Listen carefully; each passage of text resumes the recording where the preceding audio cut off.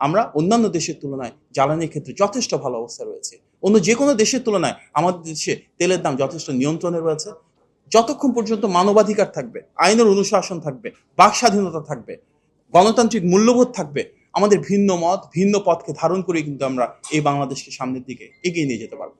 আমাদের মূল উদ্দেশ্য, মাননীয় প্রধানমন্ত্রী যেটি সংসদে বলেছেন, সবসময় বলেন, জনগণের স্বার্থ, জনগণের কল্যাণ। একটি নির্বাচিত সরকার হিসাবে আমরা দায়বদ্ধ জনস্বার্থের প্রতিফলন ঘটিয়ে বাংলাদেশের স্বাধীনতা, সার্বভৌমত্ব, জনগণের স্বার্থকে সর্বোচ্চ প্রাধান্য দেওয়া। সেই লক্ষ্যে একটি স্বচ্ছ, জবাবদিহিমূলক রাষ্ট্র ব্যবস্থা আমরা গড়ে তুলেছি এবং ইনশাল্লাহ এই স্বচ্ছতা, জবাবদিহিতা এবং দায়বদ্ধতাকে ধারণ করে ইনশাল্লাহ গণ আকাঙ্ক্ষার প্রতিফলন ঘটিয়ে বিএনপি সরকার মাননীয় প্রধানমন্ত্রীর নেতৃত্বে এই দেশের প্রতিটি মানুষের জন্য সমৃদ্ধি এবং স্বনির্ভরতা নিশ্চিত করবার জন্য কাজ করে যাবে।